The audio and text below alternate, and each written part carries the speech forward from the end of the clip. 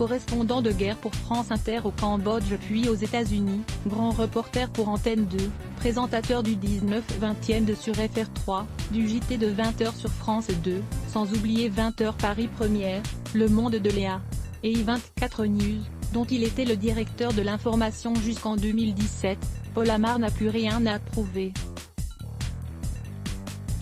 Même s'il s'est absenté des écrans, personne ne peut oublier son visage, ses interviews avec les plus grandes personnalités politiques, et encore moins le fameux épisode des gants de boxe avec Jean-Marie Le Pen et Bernard Tapie. Alors qu'il a toujours été très discret sur sa vie privée, il a accepté de se livrer en toute intimité. Interview exclusive. France Dimanche, vous êtes né en 1950 à Constantine, en Algérie. Dans votre livre Blessures, édition Taillandier, 2014, vous racontez votre enfance là-bas. Vous souvenez-vous du jour où la guerre d'Algérie a commencé? Paul Amar, oui, elle a démarré en 1954 de façon absolument tragique lorsque des membres du FLN, Front de Libération Nationale, note de la rédaction, ont arrêté un bus dans une province algérienne et ont égorgé plusieurs personnes. Je n'avais que 4 ans. Et jusqu'à mes 11 ans, je n'ai connu que la guerre, les bombes, les manifestations et les attentats. J'ai moi-même été blessé au cours d'un attentat où j'ai failli mourir. FD, racontez-nous. Pas, cela s'est produit en bas de chez moi. Ils avaient placé la bombe entre 2 boutiques de bonbons auxquelles je m'approvisionnais, et, bizarrement, ce jour-là, elles étaient fermées. Je jouais aux billes avec un copain devant l'école, mon dos était criblé d'éclats et ruisselait de sang. J'ai échappé de peu à la mort. Je garde donc de l'Algérie un souvenir heureux en famille et, en même temps, un souvenir extrêmement malheureux dans la rue et sur le chemin de l'école. Mais avec le recul, je me rends compte que, curieusement, j'ai été moins traumatisé par cet attentat où j'ai été blessé que par un autre événement, le jour où Cheikh Raymond a été assassiné par des terroristes. FD, pourquoi cet événement vous a-t-il autant marqué? Pas, mon père m'avait envoyé acheter du pain et du vin à Place Négrier et j'ai vu un homme se faire abattre de 2 balles et s'écrouler sous mes yeux alors que j'étais à 5 mètres de lui. Je n'avais que 10 ans mais j'ai tout de suite compris la gravité de cet acte. En voyant accourir mon cousin, Gaston Grenacia, le futur Enrico Macias, note de la rédaction, et son frère Jean-Claude, et en les entendant hurler de douleur, j'ai compris encore davantage ce qu'il se passait. Cheikh Raymond était une légende et un homme de paix, né d'une mère chrétienne, élevé par une famille juive et chantant en arabe, il était le symbole même de la fraternité et de la paix. Son meurtre a été un événement déclencheur, de nombreuses familles juives de Constantine et d'ailleurs ont alors décidé de quitter l'Algérie. FD, c'est ce qui a poussé vos propres parents à partir? Pas, oui entre autres, mon père était fonctionnaire à la SNCF, nous n'avions pas réellement de biens. Nous sommes partis le 11 juillet 1961 avec 3 valises en train à Alger, puis en bateau pour Marseille. Je n'avais que 11 ans, mais le souvenir un peu diffus qui me reste c'est un soulagement parce qu'on quittait un champ de mort et de haine. Je me rappelle avoir demandé à mon père, pourquoi ne pas aller en Israël? Il m'avait alors répondu, écoute, ce n'est pas le moment, d'une part, tu as failli mourir, j'ai failli perdre mon fils, et, d'autre part, il ne me reste plus qu'un frère à Lyon. Nous sommes donc partis vivre là-bas où j'ai effectué toute ma scolarité. FD, à 18 ans, vous allez à Paris, puis obtenez votre diplôme de journaliste, en 1971. Pas, oui, c'était une grande fierté pour moi et mes parents même si, au départ, ma mère n'était pas spécialement enthousiaste. Pour elle, réussir dans la vie, c'était devenir avocat ou médecin. En revanche, mon papa était très fier et, pour moi, c'était un rêve d'adolescent qui se réalisait.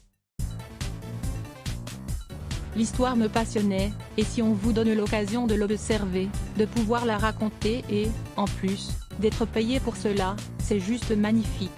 FD, vous souvenez-vous de votre premier 20 heures sur France 2 en 1992? Pas, je m'en souviens de manière précise, familiale et douloureuse. Pour le coup, je vais vous dire quelque chose de très personnel et intime. J'ai perdu ma grande sœur quelques jours avant de présenter mon premier JT de 20h. J'ai appelé le président de France Télévisions pour l'informer de mon absence et il m'a dit « Mais vous me placez dans une situation très délicate, on a communiqué sur vous ».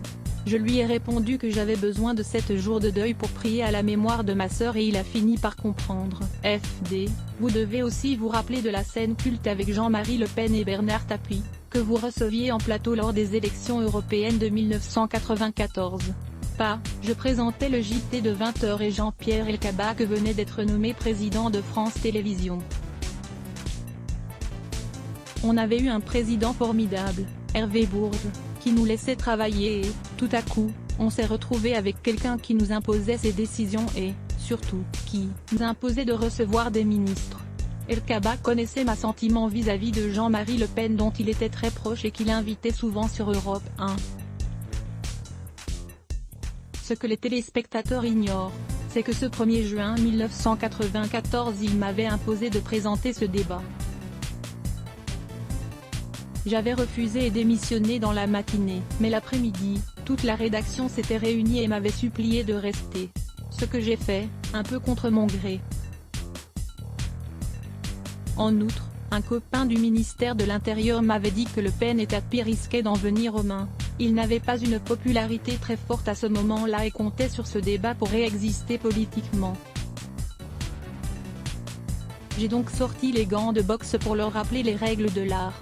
C'était une façon de leur dire, ne vous donnez pas de coups bas. Je reconnais les avoir déstabilisés, mais cela m'a permis de maîtriser le débat qui, du coup, s'est déroulé de façon très pacifique. FD, en 2011, vous vous êtes rendu à l'ancien camp de concentration d'Auschwitz avec l'association Projet Aladin. Comment avez-vous vécu cette visite? Il y avait toute une délégation de personnalités politiques, religieuses, intellectuelles et universitaires et, c'est simple, tout au long de la journée, je n'ai pas dit un mot. Je n'ai pas pu. Il faisait un froid glacial, qui ajoutait à la douleur. Mais, bien que je sois extrêmement frileux, je ne me donnais pas le droit de me plaindre. Certains évoquaient ce froid, moi je me disais, de quoi se plaindraient ceux qui étaient dans ces camps et qui ne sont plus là aujourd'hui. Point d'interrogation. Je me suis retrouvé dans l'incapacité de parler tout au long de la journée et durant les 3 jours qui ont suivi ce voyage. FD, que faites-vous depuis que vous avez quitté i24 News? J'anime des conférences sur Zoom, un logiciel de visioconférence par Internet.